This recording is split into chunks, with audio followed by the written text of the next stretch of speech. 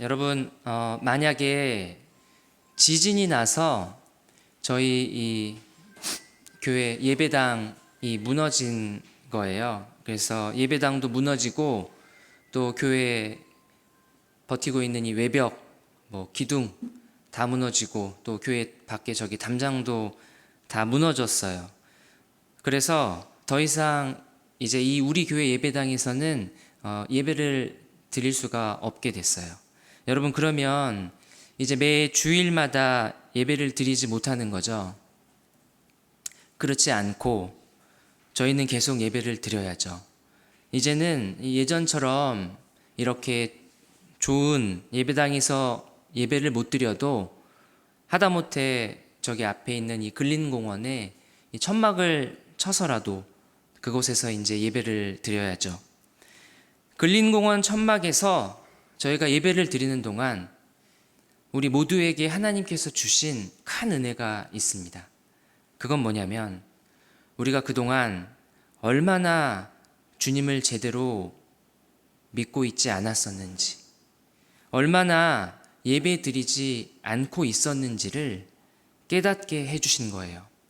우리 교회 예배당과 기둥과 외벽과 담장이 무너진 이유는 겉으로 표면상으로는 지진 때문에 무너진 것이지만 우리가 주님의 말씀에 순종하지 않았기 때문이고 우리 성도들끼리 서로를 사랑하지 않고 돌보지 않았기 때문이라는 것을 너무 뼈저리게 느끼고 저희가 알게 된 거예요. 그래서 매 주일 근린공원에서 드리는 천막 예배는 피아노도 없고 이렇게 마이크도 없고 시원한 에어컨도 없고 의자도 없어서 땅바닥에 앉아 드리는 불편한 예배지만 불편해서 죽겠다, 힘들어서 죽겠다 하며 건성으로 억지로 드리는 예배가 아니라 온 마음을 다해 드리는 눈물의 예배였습니다. 우리가 지금까지 정말 엉망으로 예배드리고 있었구나. 주님의 말씀을 듣지 않고 주님의 말씀대로 살지 않고 순종하지 않고 우리 마음대로 살았던 것을 눈물로 회개하며 그렇게 드리는 매 주일의 그러한 눈물의 예배였습니다. 그렇게 주일마다 천막에서 예배 드리는 동안 우리가 또 평일이면 해야 될 일이 있죠. 무너진 이 교회 예배당과 이 외벽, 담장을 다시 지어야 합니다. 그래서 먼저 저희가 예배당을 딱 지었어요. 그런데 아직 이 예배당의 울타리와 같은 교회 외벽과 담장이 없기 때문에 여러모로 다시 예배당에 와서 예배 드리기가 참 쉽지 않았어요.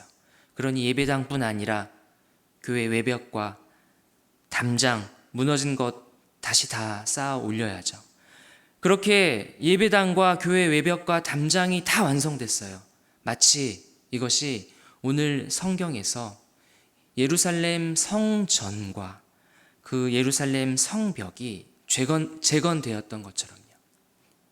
여러분, 혹시 이제 무너졌던 이 예배당과 이 교회 외벽과 담장이 다 지어진 후에는 온 교회 성도들이 한자리에 모여서 여기 한자리에 모여서 그때는 여러분 무엇을 하면 좋을까요?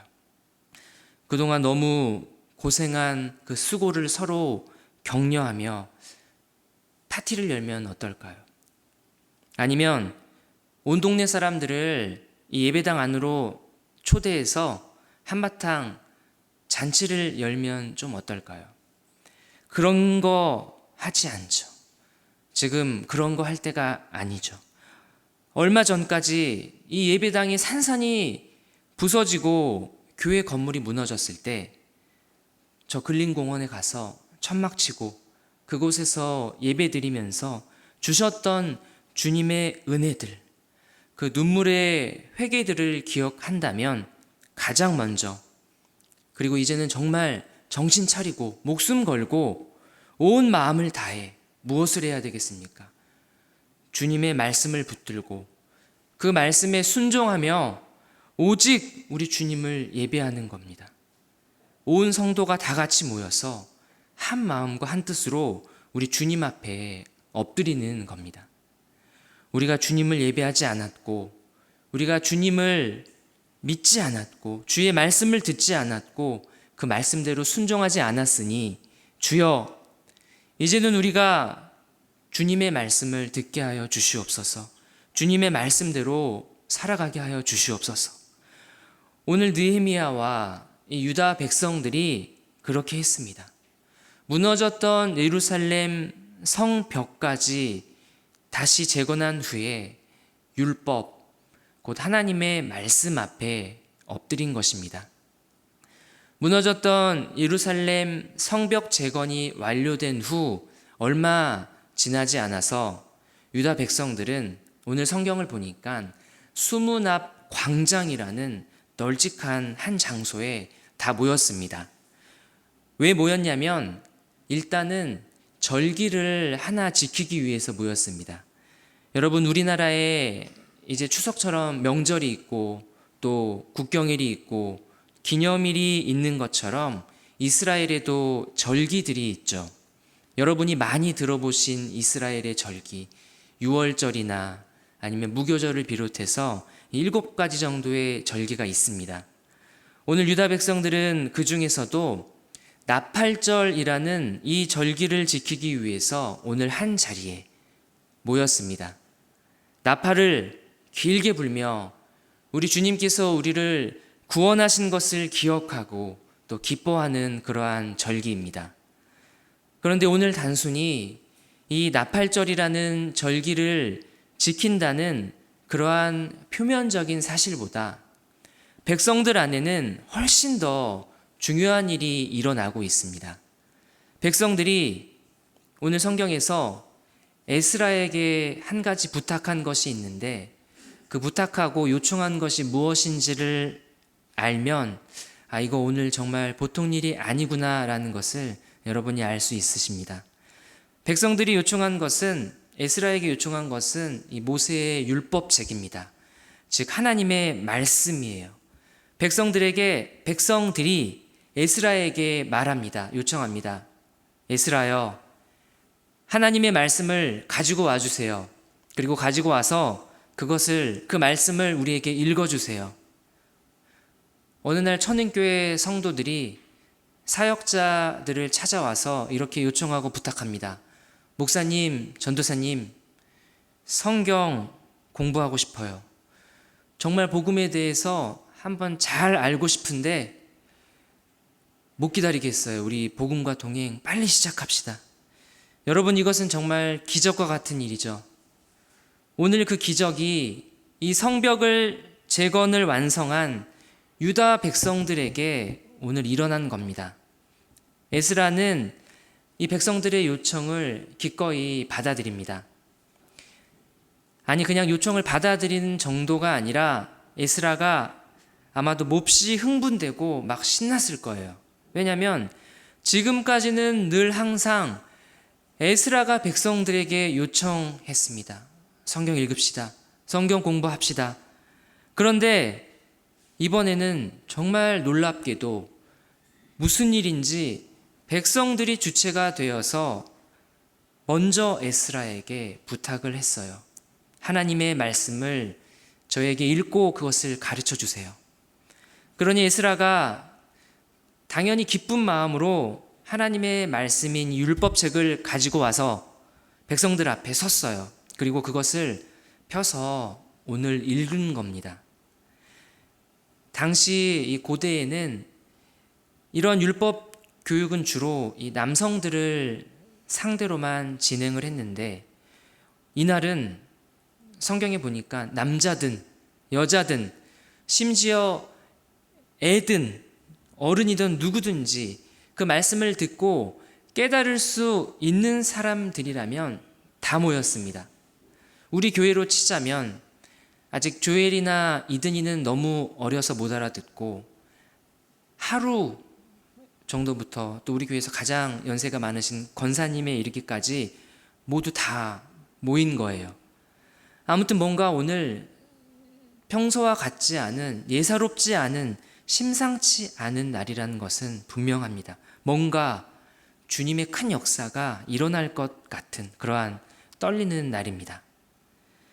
그러니 아마도 드디어 이제 이렇게 돼서 드디어 이 에스라는 그렇게 모인 사람들을 향해서 이 율법책을 열어서 큰 소리로 읽기 시작했어요. 성경을 보니까 얼마 동안 이 말씀을 읽었냐면 3절에 보시면 새벽부터 정오까지라고 했습니다. 새벽을 여러분 한 5시나 6시라고 치고 정오는 12시니까 적어도 6시간 동안 이 성경을 읽은 겁니다. 아마도 여기 지금 이 이스라엘 팔레스타인 지역이 낮에는 너무 덥기 때문에 한낮에 그 땡볕 아래에서 야외에서 뭔가를 같이 한다는 건 불가능했을 거예요. 그렇다고 해가 진 뒤에 그 시원한 저녁에 하자니 어두워서 할 수 없는 거죠. 그러니 야외에서 다 같이 모여서 뭔가를 할 수 있는 최대의 시간, 그리고 최고의 시간은 새벽 동이 트자마자서부터 너무 더워서 이제는 못하겠다 하는 12시까지 딱 그 시간까지입니다. 백성들은 정말 그들이 할 수 있는 최선을 쥐어짜서 주의 말씀을 듣기 원했던 겁니다. 여러분 한번 상상해 보십시오. 아직 동이 트지 않아서 어두운 새벽이에요. 이미 남녀노소 할 것 없이 수많은 백성들이 발 디딜 틈 없이 그 수문 앞 광장에 가득히 모여 있어요. 아직은 동이 트지 않았기 때문에 밤처럼 어두워서 이 율법책의 글씨가 보이지 않아요. 그러니까 시작을 아직 할 수 없는 거예요. 백성들이 애타게 속으로 외칩니다. 어서 동이 터라. 어서 태양이 밝아와라. 그래야 어서 우리가 하나님의 말씀을 들을 수 있으니까. 그렇게 백성들이 애타게 기다리고 있는 동안에 드디어 저 멀리서 동이 터오며 서서히 어둠이 걷히고 그 새벽 아주 작은 미명에 에스라의 손에 쥐고 있던 이 하나님의 말씀, 이 율법책의 글씨가 희미하게 보이기 시작합니다.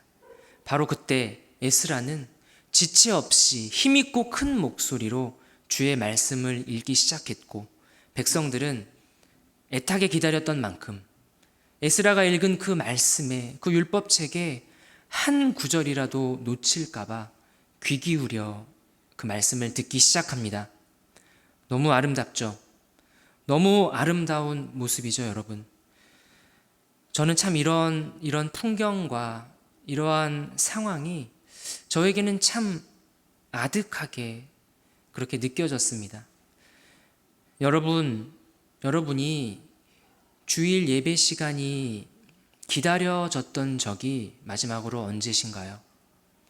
여기 계신 이 어르신들을 비롯해서 저희의 믿음의 선배들은 주일에 아침이 되면 예전에는 여기 종이 있었죠. 예배당에서 예배 시작을 알리는 그 종소리만 들어도 눈물을 흘렸다고 해요.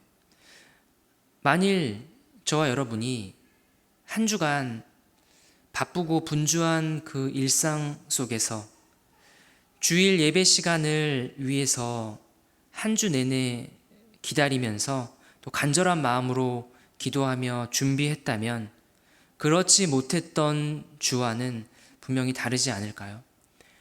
오늘 느헤미야서에서 이 유다 백성들은 분명히 달랐습니다. 저는 오늘 본문을 묵상하고 또 설교를 준비하면서 연구하면서 지금 이 백성들과 에스라가 모여있는 이 현장이 딱 오늘날의 교회의 예배 시간과 같다고 생각했습니다. 4절을 보고 나서는 더 그런 생각이 들었는데, 여러분 4절에 보면 뭐가 나오냐면 에스라가 특별히 지은 이 나무 강단이 나옵니다. 에스라가 이 오늘 모인 이날을 위해서 특별히 준비한 건데요. 당시에 많은 백성들이 모여있기 때문에 멀리서도 보고 또 멀리서도 들을 수 있도록 에스라가 높은 강단, 이 강대상 위에 올라가서 말씀을 전했던 겁니다. 마치 오늘날의 이 설교를 강대상 위에서 하는 것처럼요. 강대상에 올라간 겉모습만 그런 게 아니라 실제로 이때 에스라가 단순히 율법책을 그냥 줄줄줄 읽기만 한 것이 아니라 그 읽은 것이 무슨 뜻인지를 해석했다는 점에서도 오늘날의 설교와 같다고 볼 수 있을 것입니다. 지금 여러분이 보고 있는 이 에스라와 유대 백성들이 모인 이 현장은 여러분 결코 평상시 같은 그러한 예사로운 상황이 아닙니다. 굉장히 파격적인 모습입니다. 왜냐하면 이전까지의 구약 이스라엘 백성들에게 있어서 중요한 것은 오직 그 성전이었습니다. 성전에 가야 하나님을 만날 수 있고 성전에서 희생 제사를 드려야 죄를 용서받을 수 있고 거룩한 삶을 회복하며 살아갈 수 있었습니다. 그런데 오늘 백성들이 찾은 것은 성전이 아니라 율법책, 곧 하나님의 말씀입니다.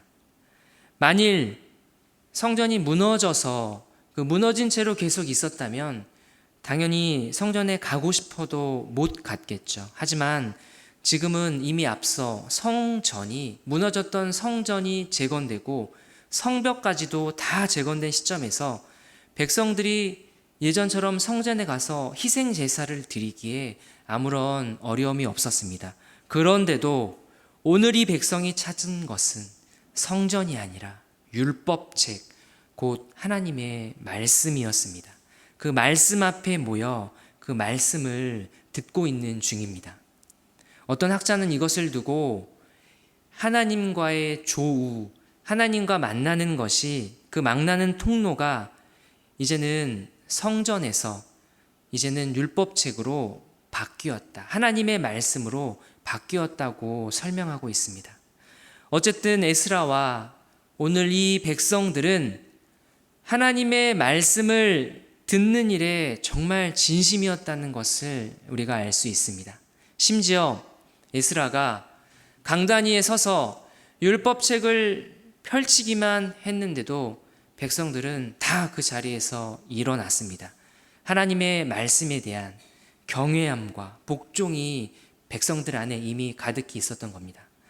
또 에스라가 위대하신 하나님을 찬양하면 백성들은 모두 손을 들고 아멘 아멘 하면서 그들의 얼굴을 땅에 대고 엎드려 주께 경배했습니다.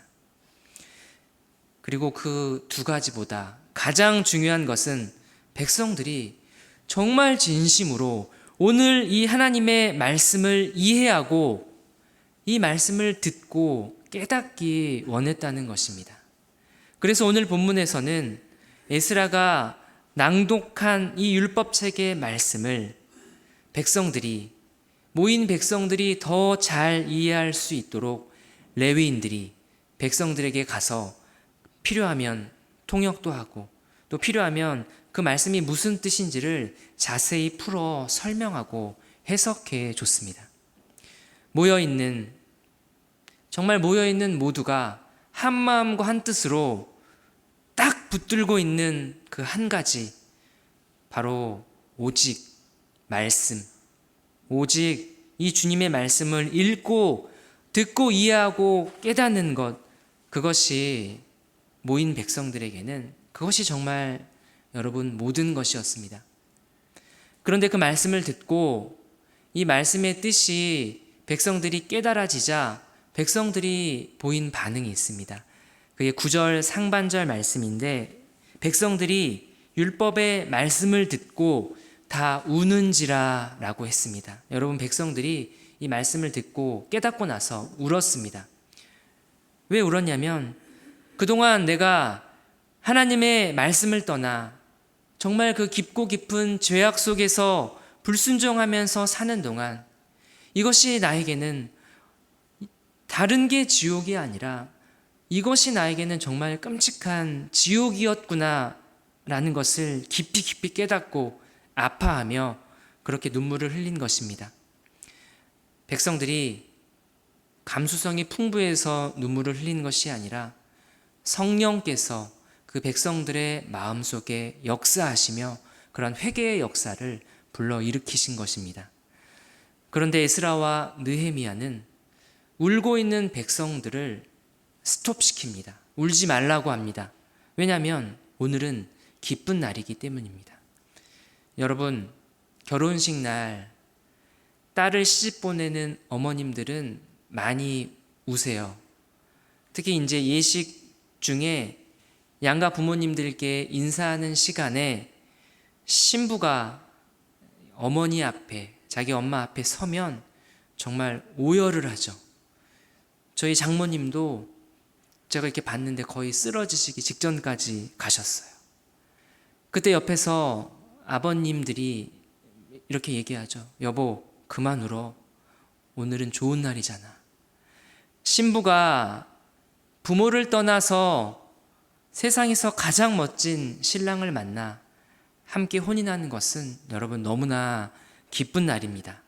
마찬가지로 오늘 성벽이 재건된 이 시점에서 하나님께서 이 백성들을 구원하신 일들을 생각할 때 이것은 너무나 기쁜 일이기에, 거룩하고 기쁜 날이기에 이제 그만 울고 기뻐해야 하는 겁니다. 그래서 12절 중간에 보면 즐거워하니 라고 했습니다. 백성들이 이내 곧 슬픔과 눈물을 그치고 즐거이 먹고 마시고 나누며 한마디로 활짝 웃고 있습니다. 여러분, 울다가 웃으면 어떻게 되죠? 오늘 유다 백성들은 울다가 웃었습니다. 그것도 찔끔 울다가 조금 웃는 게 아니라 눈물이 멈추지 않아 하염없이 계속 흐느껴 울다가 그러다가 이제는 크게 즐거워하고 있습니다. 죄 때문에 울고 주께서 나의 그 끔찍한 죄를 용서하시고 그만큼 나를 사랑한다는 그 사실 때문에 웃는 겁니다. 오늘 목양 칼럼에 쓴 팀 켈러 목사님이 했던 말처럼 복음은 우리를 겸손한 사람이 되게 하지만, 그러나 복음은 우리를 담대한 사람이 되게 합니다.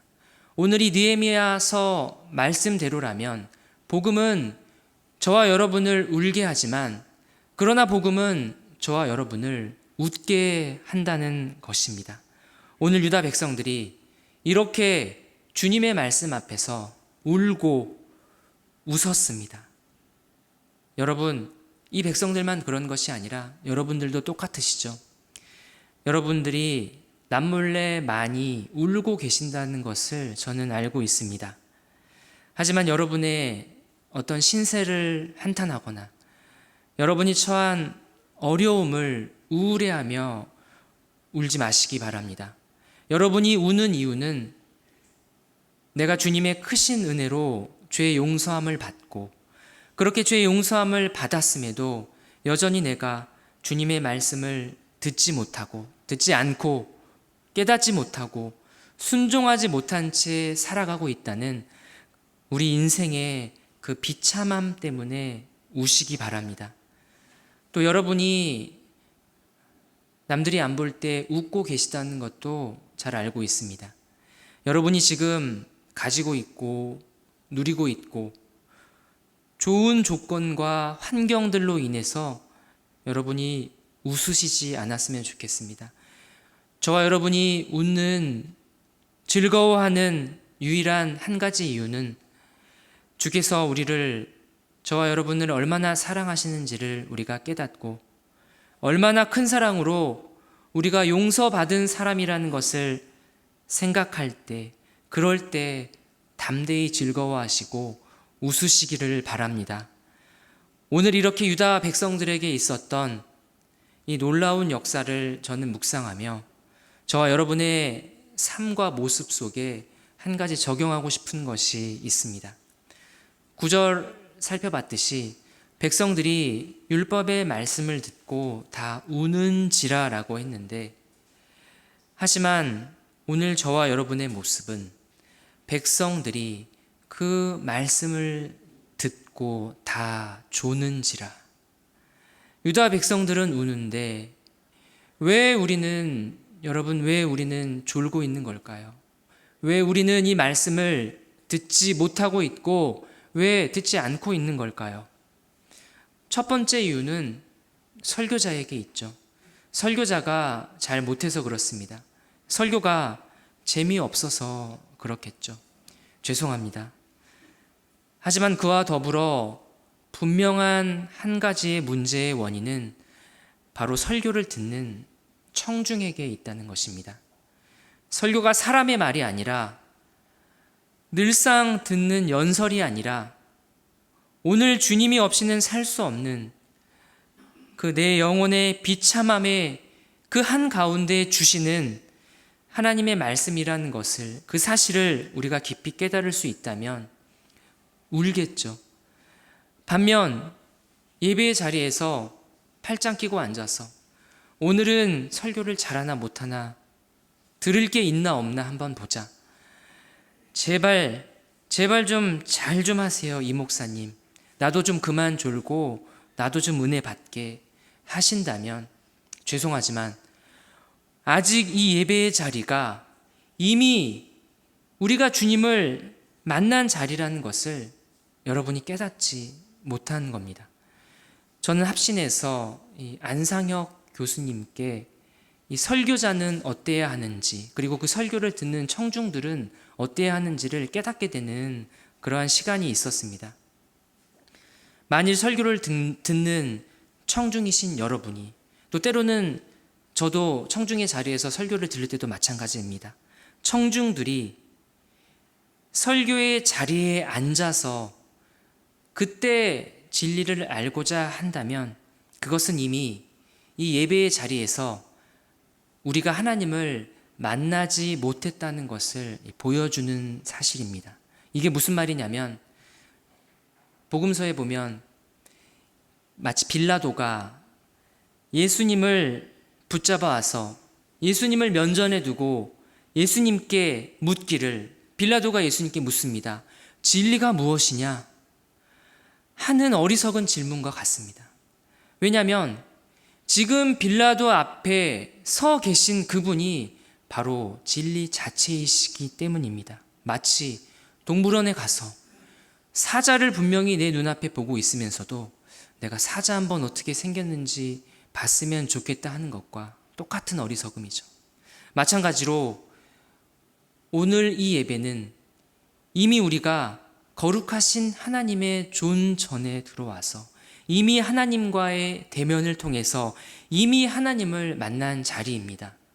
그리고 난 후에는 설교자를 통해서 선포되는 그 하나님의 말씀을 듣는 시간입니다. 그런데도 내가 오늘 설교를 통해서 하나님을 좀 만나고 싶다, 내가 오늘 설교를 통해서 하나님에 대해서, 진리에 대해서 좀 알았으면 좋겠다 하고 있다면 이미 우리가 진리에 대해서 알지 못하고 있고 하나님을 알지 못한다는 것을 말해줍니다. 사랑하는 여러분, 저는 이미 여러분께서 하나님을 만나신 분들이라는 것을 믿고 있습니다. 그래서 여러분은 설교자의 잘함과 못함이나 설교자의 재미가 있음이나 없음이나 설교자의 능숙함이나 능숙하지 못함이나 그런 것과는 상관없이 이 시간에 선포되는 것이 우리 주님의 진리이고 주님의 말씀이기 때문에 그 말씀을 듣는 여러분이 되시기를 주님의 이름으로 축복합니다. 청중뿐 아니라 여기에 있는 저와 같은 설교자들도 마찬가지죠.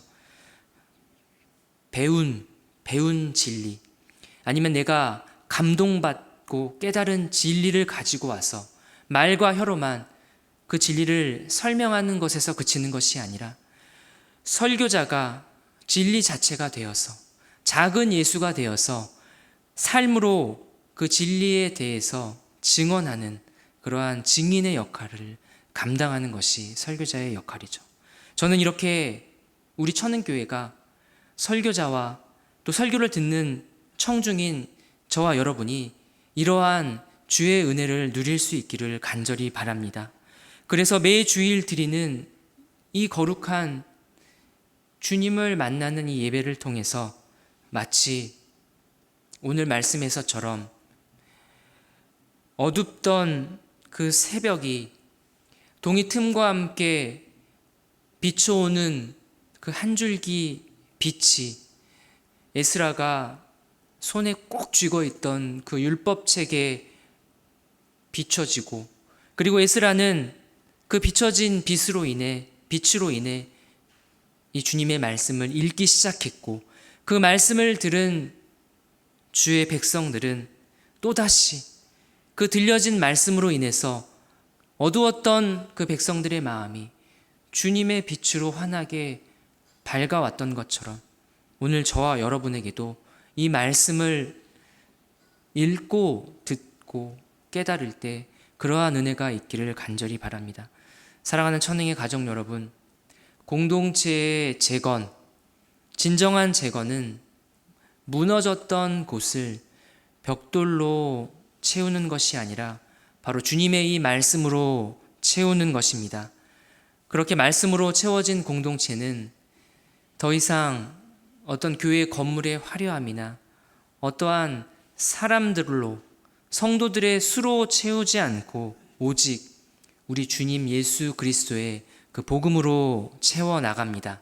그러한 공동체는 지금 우리 안에 지극히 작은 자를 마치 우리 주님을 대하듯이 섬기며 사랑하며 나아가는 그러한 공동체입니다.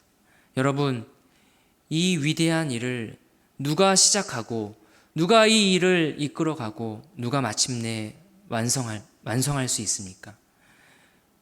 느헤미야 9장 33절, 주께서 우리에게 주시는 이 말씀을 읽고 기도하겠습니다. 9장 33절 말씀 우리 한 목소리로 읽겠습니다. 시작. 그러나 우리가 당한 모든 일에 주는 공의로우시니 우리는 악을 행하였사오나 주께서는 진실하게 행하셨음이니이다. 아멘. 기도하겠습니다. 하나님, 무너진 우리의 모습을 발견하게 하시고 우리 공동체의 모습을 발견하게 하시고 그것을 다시 일으켜 세우시는 주님의 은혜에 감사드립니다. 더욱 감사드리는 것은 벽돌이 몇 장 쌓아 올려졌다고 해서 이것이 다 재건된 것이 아니라 진정한 재건과 일어섬은 오직 이 주님의 말씀으로만 가능하다는 것을, 비참한 우리 영혼의 그 가난함과 목마름이 오직 주님의 말씀으로만 채워줄 수 있다는 것을 오늘 선포된 주의 말씀으로 인하여 알게 하시니 감사합니다. 우리의 삶이 여전히 무너지고 여전히 넘어질 테지만, 그러나 그때마다 다시 주님의 말씀 앞에 엎드려 꿇어 경배하며 이 말씀을 읽고 듣고 깨닫고 울며 즐거워하며 웃는 것이 우리의 남은 삶이라는 것을 기억하며 그렇게 주의 말씀을 따라 살아가는 여기에 모인 우리 모두가 되게 하여 주시옵소서. 그렇게 하실 주님을 믿사오며 우리 주 예수 그리스도의 이름으로 기도드립니다. 아멘.